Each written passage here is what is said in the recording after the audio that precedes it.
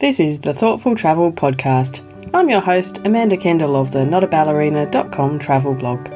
Every episode I'll share travel tales from several fellow travel lovers, and together we hope to entertain and inspire you, remind you of some of your own great travel experiences, and encourage you to hit the road again soon.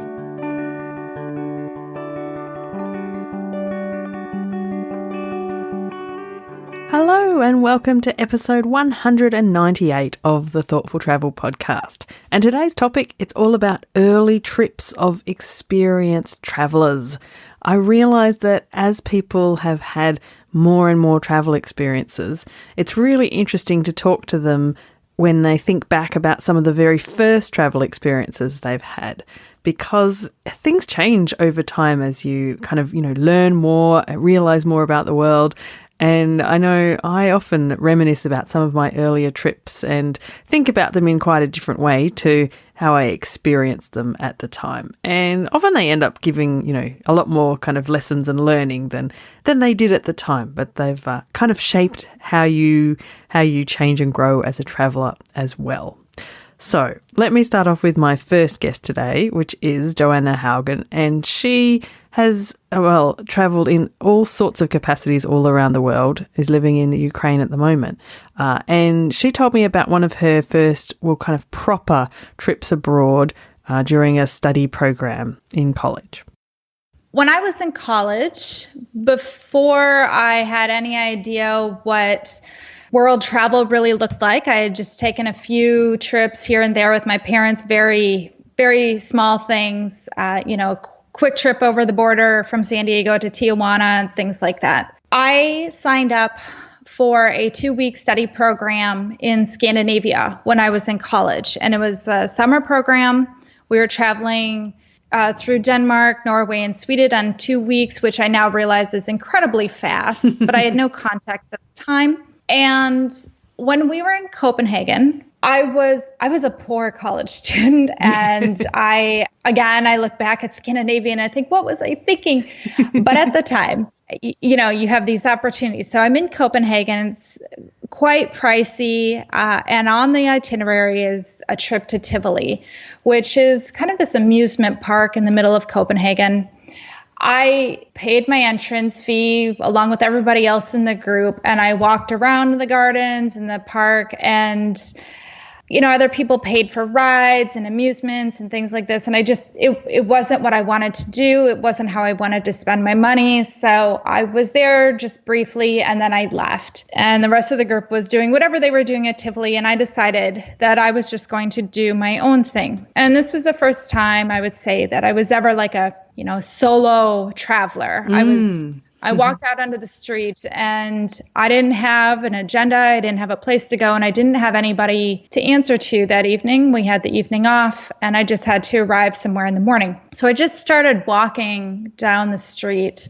It was nighttime, getting dark. It was quite late, middle of summer, so it wasn't that dark because it was Scandinavia. But it was late, and I was walking down the street and didn't have a lot of money, like I said, so I wasn't really able to stop in anywhere, get a coffee or anything. And I came across a church. And if I had to find this church today, I would never even know where to start. But I remember this church had this, a big door, and it was slightly open, and I could hear singing coming from inside, and it piqued my curiosity. I was like, okay, it's a church. I can walk in here. So I did. Walked into the church. All the lights were dimmed except for the front lights at the front of the church, lighting up a choir. And I sat down in the back pew, and I just listened to the choir sing, just reverberating off this amazing old cathedral that was in the middle of Copenhagen, and reflecting on that space and that time, and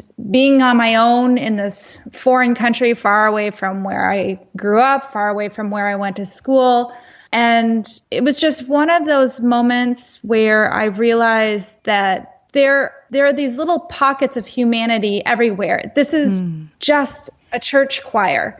But it was this choir in this place and this time, and they do what anybody does. They go to church They go to choir practice, just like they take their kids to the playground, or they take their their dog to the vet. People are people all the world over. And up to that point, I'd always been a tourist. And something about stepping into that church that night made me kind of bridged that humanity gap where I was a person and they were people. And we were, it was just evening and we just happened to be in the same space at the same time. And I just, it was magical, not in this beautiful, amazing, musical way, but just this realization of humanity and, the great equalizer, I guess. So that is a story I always share because it, again, was one of these life lessons that I've carried with me as I continue to travel. And the people I meet they're all just people, right? We all have similar humanity, human goals in life. I really like that JoAnna's realization is just such an ordinary moment. It's just in a church in Copenhagen. It's not, doing something daredevil or seeing the most amazing sightseeing spot or anything unusual. It's just an ordinary thing. And I think that it's a really important realization about travel when we start to see all those connections between people, from all different cultures and parts of the world and realize that we're really all exactly the same. And I think that's a really important lesson from travel and good to have early on. Now, my next guest today is Ginny Reddy, an author from the UK who I've just read her book Wonderland, and I was so excited to get to speak to her. We had lots to chat about, but this is one part of our chat. And I asked Ginny about a life-changing moment in her travels, and this is what she had to say. Okay, I think that would be the very first time I went to South Asia for a number of reasons. So number one, I didn't plan my trip very well. This was before the internet. I had left my job. I had about £500 in my pocket. I had no credit card. I had emailed, I had written a letter to a friend of a friend and said I was coming. And even though I didn't receive a reply, I somehow thought he would be there at the airport. Oh, and I had given up my job to go there. And I had this idea that I was going to turn up in Nepal and I was going to volunteer and save the world. And I turned up at the airport and there was nobody at the airport. And I hadn't planned anything, like literally had made no plans. I mean, it's incredibly naive, but that's what I did. And so the first 24 hours, were really very difficult. And eventually I ended up trekking around the Annapurnas with this guy I'd met. And then, that was a very big experience for me too. I'd had no hiking experience. I mean, this is, we crossed a 5,500 meter pass, the two of us. And I had a flimsy rucksack that I'd got in the market, and one of the shoulders broke on the first day. Oh, wow. So all that stuff happened, but the life-changing bit happened when somebody we bumped into while we were trekking said, well, if you wanted to volunteer, why don't you go to Mother Teresa's in Calcutta? Wow. And so I thought, oh, okay. So eventually I found my way on my own. I went to Calcutta, and this was a shock to my system, I guess, because I'd always lived very comfortably, and yet I was Indian, have Indian heritage. And here I was in this environment where there was a great deal of poverty, and it was in your face. And at this point, I hadn't become a travel writer. So, in later years, I'd had experiences of wealthy India and middle-class India. But this was later. At this point, I hadn't had any experience of that. So all of this was an extreme contrast to the life I'd been living in the UK. And, being with the children, meeting Mother Teresa, all of this. I know, there was a lot of controversy around her and the orphanages, but just as a young woman going and volunteering with the children, it really opened up something within me. It made me see that the world is so much more there's so much more going on that I am aware of. people live vastly different lives to if I'm living. So that was kind of what I took away from that. And, those children were going to be there for a long time. I could leave, Yeah. So I think although I could give them a bit of affection, I mean, I wasn't kidding myself. I gained more than they did. How old were you when you did this, Jenny? I was in my 20s. Right, yeah. I was in my 20s. I wasn't that young. I was in my 20s, but it was a really big deal for me. Oh, yeah, I bet. Time.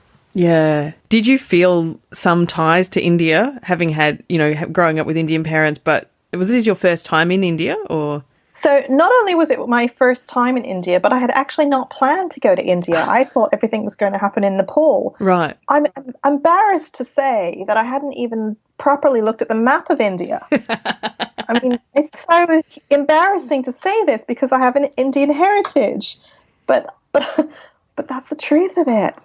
And I did lots of things like that in my 20s too. And so I kind of, I hadn't prepared myself for any of it. And India's quite different from Nepal. There's a level of intensity. I'm sure you've been to India. And I actually haven't, but I've spoken to so many people who have that I know what you're talking about. Yeah. It was very intense. And as I say, I was doing it as a backpacker in a quintessentially Western way. So I didn't examine these feelings so deeply then. I probably examined them more deeply on subsequent trips, but it was a strange thing because here I was westernized. I saw myself as I'd grown up in Canada. I was living in the UK, and yet I had brown skin, Indian heritage. I looked like the locals. I was never quite sure where to place myself. I bet. Yeah. That would be quite baffling in some ways. But because I was younger, I was in my 20s, I wasn't really focusing on that so much. It's now when I'm older, I think about these things and reflect more. But I think at the time I kind of saw myself as this quintessentially Western person in India, and this is a bit unusual. Yeah. In much the same way that I would experience it, probably. So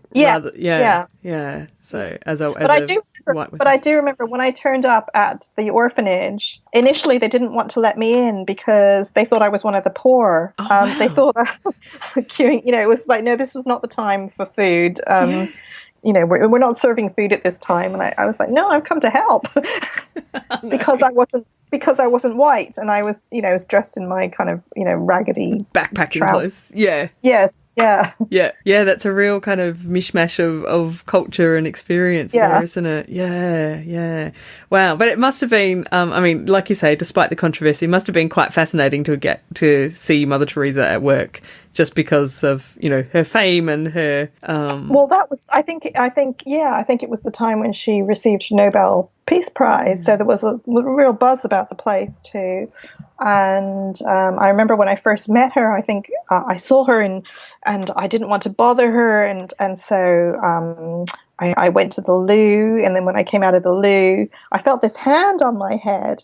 And I looked down and there were these very gnarled feet in sandals. And there was this hand on my head and it was her. I looked up, it was Mother Teresa. And she was saying, "Bless you, my child, bless you." Oh, wow. And I just couldn't believe it. She somehow sensed, that I would have wanted to say hello, but was holding back. Yeah. Oh, wow. That's amazing. So much to unpack from Ginny's early experiences in Southeast Asia. But I think, as she mentions, it's one of those things that time and more travel experiences helps you to understand better. And that's certainly the case if I think back to some of my early travel experiences too. I think the benefit of travelling more and more kind of amplifies some of those early travel experiences and the value that we get from them as well. So it's a good reason to just keep on travelling because it just exponentially makes it, even more useful for us. So let's get out there when we can. All right, my final guest today is Tom Matson, and Tom is an extremely experienced traveller, and I loved it when he told me about one of his first big trips after finishing college. To put it into context, I'm no spring chicken, but he did this trip before I was even born. And it is amazing to me to think, how you could have seen the world in this way back then. And I just love this story because most of it takes place in Japan. I was finishing college in June of 1970, and I drove my red Volkswagen Bug over the Rocky Mountains from Minneapolis to LA, and I spent the summer in LA. And then I met up with a friend who came in from Minnesota who wanted to travel with me. We planned a trip around the world for 6 months, and we had air tickets, $600 air tickets from Los Angeles to New Delhi with about 12 stops in between. So we first took off and went to Hawaii, and I thought, oh, I could live in Hawaii for a lifetime. But we didn't stay there at that time, and we went on to our next destination of Japan, which blew my mind because I never knew there could be a country with a culture so different than the one I grew up in, and a country that goes back thousands of years. So we planned to stay in Japan for 2 weeks, Tom Waxland and I. We stayed in youth hostels, which in Japan are built in the most beautiful parts of different cities, just like where a resort would spend millions nowadays if they could get that spot. Wow. In a youth hostel in Osaka, because we were all going to the Osaka World's Fair of 1970. Yes. Wow. We met a university student who was a president of his local university's English club called the ESS, English Speaking Society. His name was Kempe. Kempe invited my buddy Tom and I to visit him in a city we had never heard about, Kanazawa. Mm-hmm. It's facing the Koreas and the Sea of Japan. Tom and I were up for an unexpected opportunity like that, so we took the train to Kanazawa and landed in one of the most beautiful train stations in the world. And Kempe met us, and we climbed up a ladder in his little tiny rental room with 2 or 3 tatami mats on the floor, and we 3 of us slept there for a few nights. Oh, wow. But Kempe said, why don't you stay longer here in Kanazawa? He found a place in an old samurai house, a large, sprawling house that samurai, they say, used to live in, and we stayed there for free. Wow. Tom Waxland and I. And we went to the university every day and had a lunch for 90 yen, which was, I think, 25 cents at that time. And we got to meet the other students in the English-speaking society who were trying to learn English, some of whom had never spoken to a foreigner before. Okay. And then he said, I think I can find you jobs teaching English. So he started to look for people like a baker who was going to Paris, France for a little training. He needed to learn a few words of English. The 2 sons of a ship owner, and they had the money to have their 2 boys learn some English, and some bankers. And so we worked a few hours a week and made some money. And after a while, we were way overstaying our 2-week stay in Japan, and Tom Waxland decided he's going to hop on a freighter and go to Israel. He finally found a freighter out of Yokohama and had a wonderful trip on the 4 or 5 of the 7 seas himself to a kibbutz in Israel. Wow. Where he lived. I stayed in Japan in Kanazawa for some more months, and I got to study Japanese a little with reel-to-reel cassette tapes that my friend Kempe recorded from a actual book. Oh, and wow. So I was able to say a few things in Japanese, like "Doko wa yubin kyoku desu ka?" That is, where is the post office? I remember. Yes, you speak Japanese. Yes.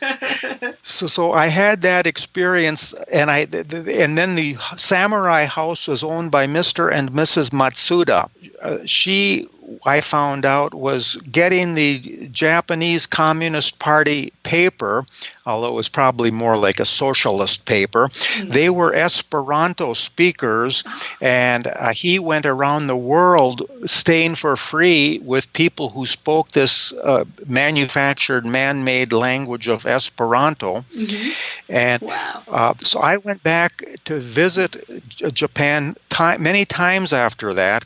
And I always called Mrs. Matsuda my Japanese mother, and she called me her American son. One time I went over there with my American mother, my real mom, Elmi, and we visited with Kempe and Mrs. Matsuda, and we stayed on tatami-matted rooms. And I visited some of Kempe's, he became an English professor and even helped to write English-Japanese dictionaries. Each time I visited, he would take me to his university class. I would be the lecturer or a visitor for a session or two. So because of just by chance having met Kempe in the Osaka Youth Hostel in 1970, I still communicate with him today. You just never know when that person you happen to start chatting to on a trip is going to be still friends with you 50 plus years later. Hey, I love that story. And just hearing about Japan of the 1970s is pretty cool. Anyway, that is my collection of stories from the early trips of experienced travellers. I bet you have some of your own as well, and I would love to hear about them. Hop over to our Facebook group for Thoughtful Travellers. Just search for Thoughtful Travellers in Facebook. We are at something like 995 members, so come and be the 1,000th if you're not already there, but come and chat about some of your early trips as well. A very big thank you to my guests today. So first up we had JoAnna Haugen, who's the founder of Rooted, which is a storytelling platform talking about sustainable travel and more. And it's at joannahaugen.com/rooted. A very big thank you too to Ginny Reddy. You can find out all about Ginny at ginnyreddy.co.uk. And her book, Wonderland, A Search for Magic in the Landscape, is a fabulous, fabulous read. It involves some wandering around the UK and lots of really cool stuff there. And finally, a big thank you to Tom Matson as well for another great story from him. And you can find out more about Tom at tomsglobe.com. The show notes for these links and more are, as usual, at notaballerina.com/198. As always, thank you very much for listening.